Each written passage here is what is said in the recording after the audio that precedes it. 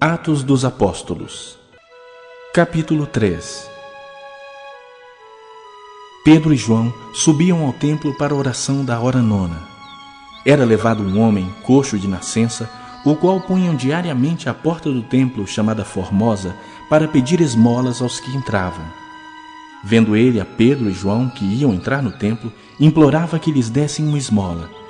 Pedro, fitando-o juntamente com João, disse: "Olha para nós."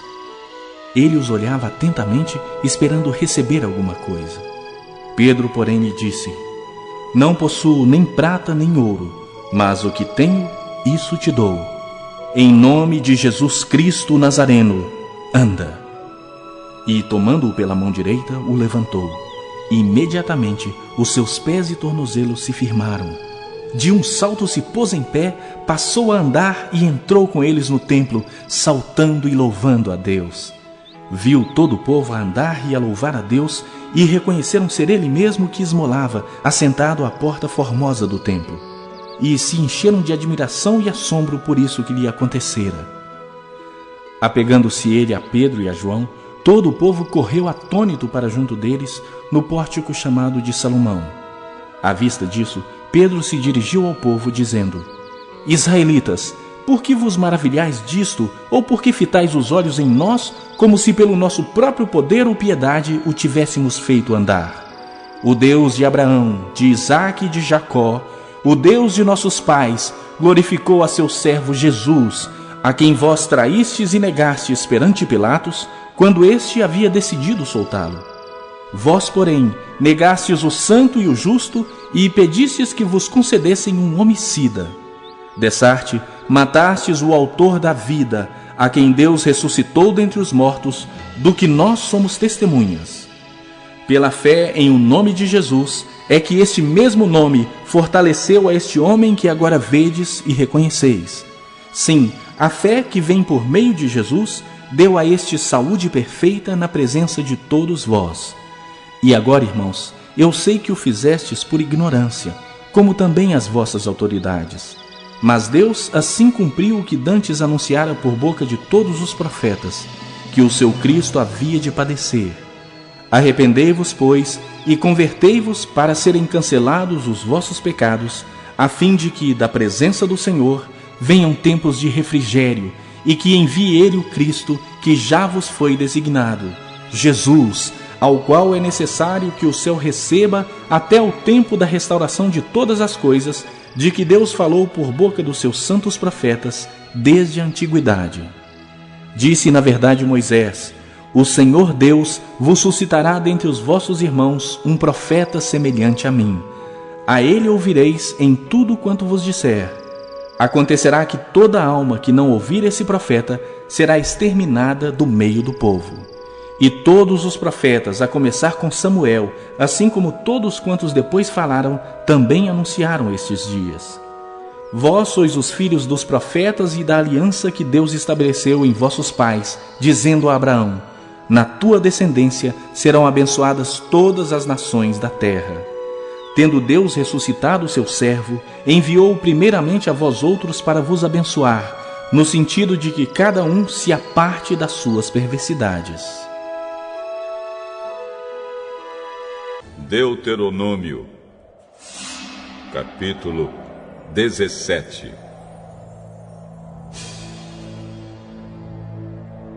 Não ofereçam em sacrifício ao Senhor, nosso Deus, um touro ou uma ovelha que tenha defeitos.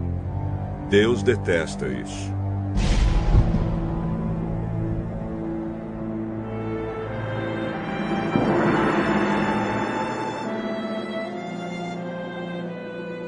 É possível que em alguma das cidades que o Senhor nosso Deus vai dar a vocês, um homem ou uma mulher peque contra Deus e quebre a aliança feita com ele, isto é, adore outros deuses, ou o sol, ou a lua, ou as estrelas, desobedecendo assim a lei de Deus.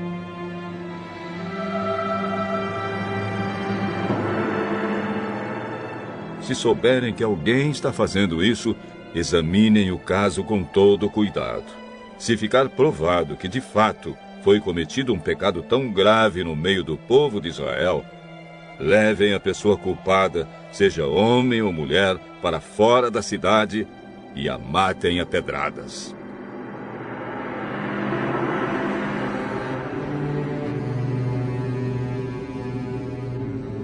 Mas é preciso haver pelo menos 2 testemunhas para que uma pessoa seja condenada à morte. Ninguém pode ser morto se houver somente uma testemunha. As testemunhas serão as primeiras a jogarem pedras no condenado. Depois todos os outros devem atirar pedras também. Matem essa pessoa e assim tirarão o mal do meio do povo. Pode acontecer que numa cidade apareça um caso tão difícil que o juiz do lugar não possa resolvê-lo.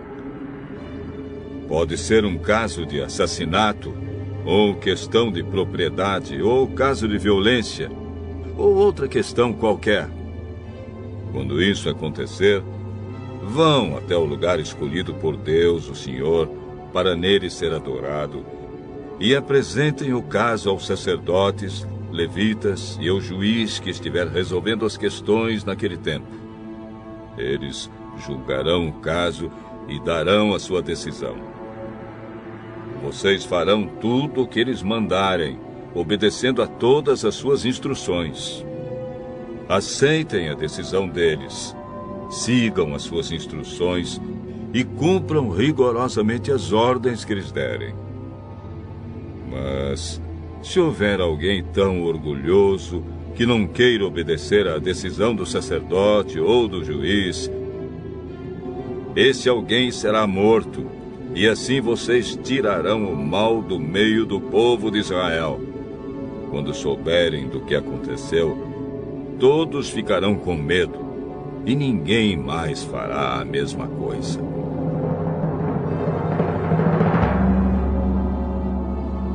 Depois que vocês entrarem na terra que o Senhor, nosso Deus, está dando a vocês, e tomarem posse dela, e depois que tiverem morado lá algum tempo, vocês vão querer um rei para os governar, como os reis das nações vizinhas. O homem que escolherem para ser o rei deve ser indicado por Deus, o Senhor. Não pode ser estrangeiro. Somente um israelita pode ser escolhido como rei. O rei não deverá ter muitos cavalos no seu exército, e também não mandará homens ao Egito para comprarem cavalos, pois o Senhor já disse a vocês que nunca mais voltariam para o Egito.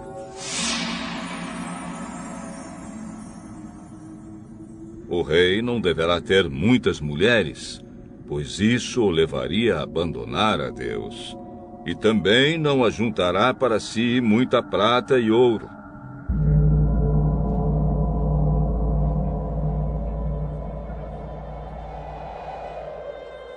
Quando o rei começar a governar, mandará fazer uma cópia da lei de Deus que está no livro guardado pelos sacerdotes levitas.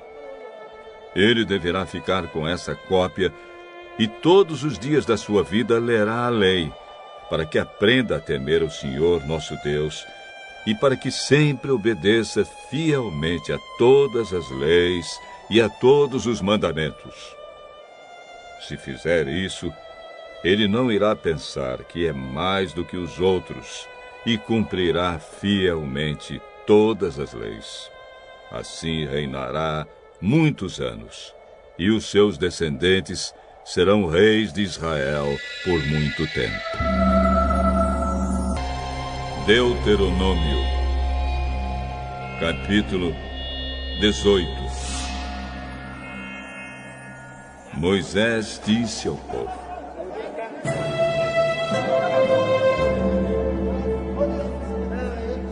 a tribo de Levi não receberá terras em Canaã, como as outras tribos.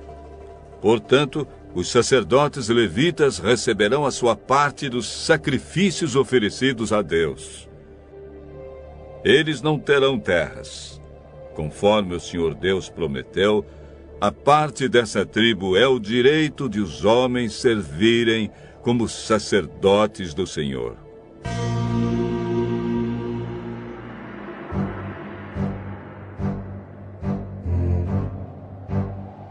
Quando alguém oferecer touros ou bodes em sacrifícios a Deus, os sacerdotes receberão o quarto dianteiro, as queixadas e o bucho.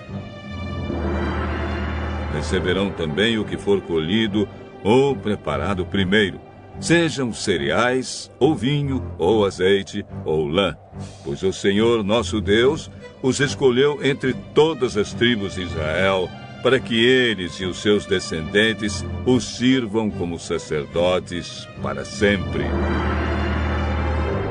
Se um levita que estiver morando numa das cidades de Israel desejar ir ao lugar de adoração escolhido pelo Senhor Deus, poderá ir quando quiser. Ele servirá como sacerdote do Senhor, nosso Deus, como fazem os outros levitas que estão ali. E receberá a mesma quantidade de alimentos que os outros sacerdotes recebem. Além disso, poderá ficar com tudo que a sua família mandar.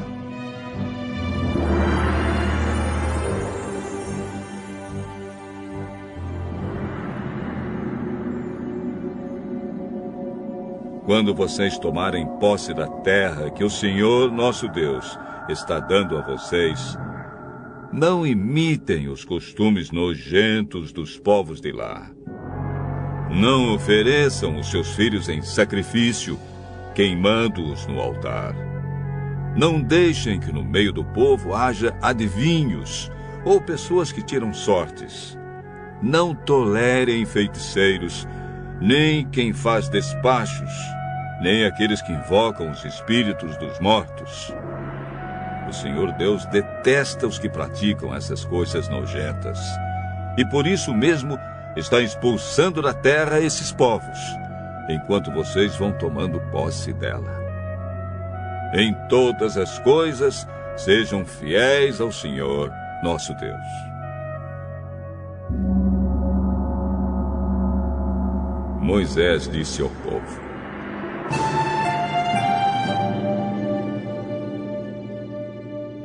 os povos da terra que vai ser de vocês seguem os conselhos dos que adivinham o futuro e dos que tiram sortes. Mas o Senhor, nosso Deus, não quer que vocês façam isso.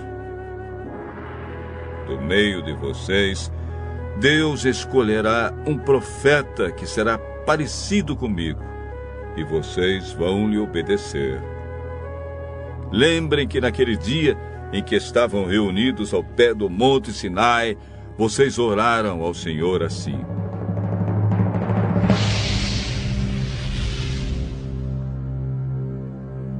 ó Deus, não nos obrigues a ouvir de novo a tua voz, nem a ver outra vez este grande fogo,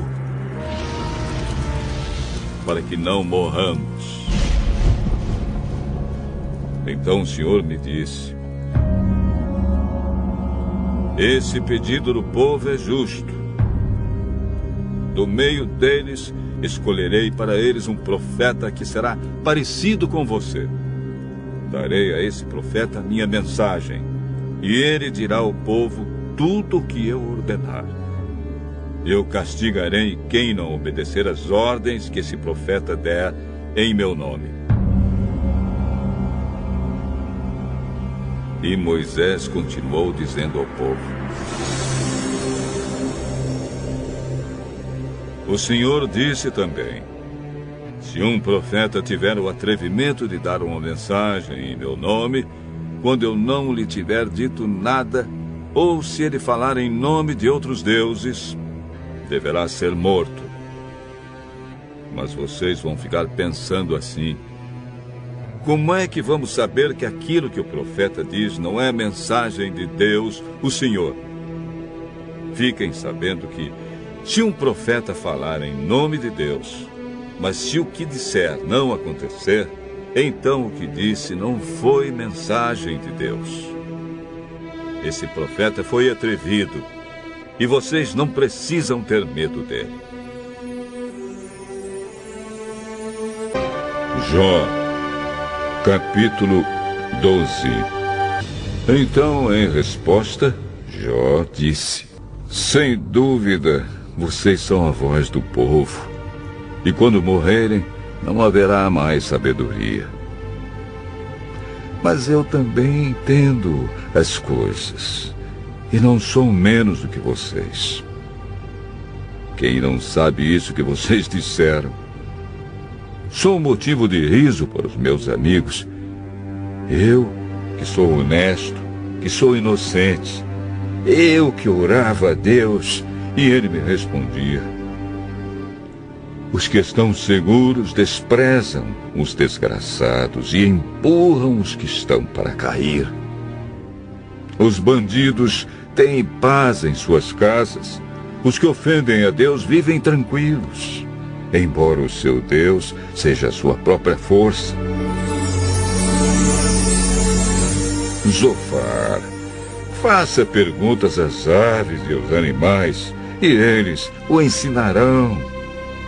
Peça aos bichos da terra e aos peixes do mar, e eles lhe darão lições. Todas essas criaturas sabem que foi a mão do Senhor que as fez.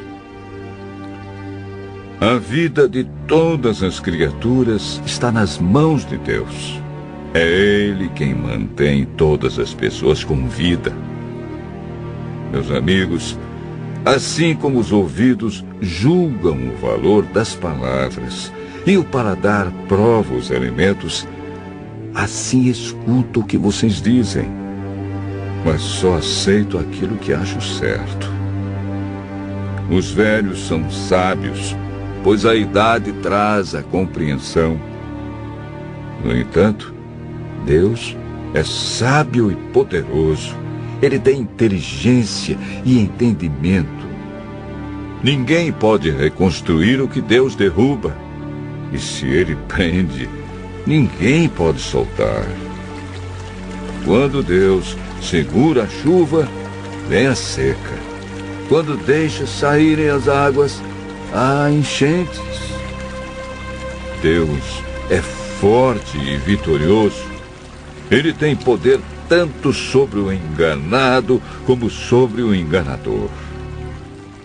Ele tira das autoridades a sabedoria e faz com que os líderes percam o juízo. Deus tira os reis dos seus tronos e os põe na prisão. Deus afasta os sacerdotes do seu ofício. Ele derruba os que estão no poder. Deus faz calarem conselheiros de confiança e acaba com a sabedoria dos idosos. Ele mostra desprezo pelas autoridades e acaba com a força dos poderosos. Deus revela os segredos escondidos nas trevas e faz a luz brilhar na escuridão mais completa. Deus dá às nações grandeza e poder, mas depois as derrota e destrói. Ele faz com que os líderes das nações percam o juízo e os leva por desertos sem caminhos. Eles andam na escuridão, às cegas, tropeçando como bêbados.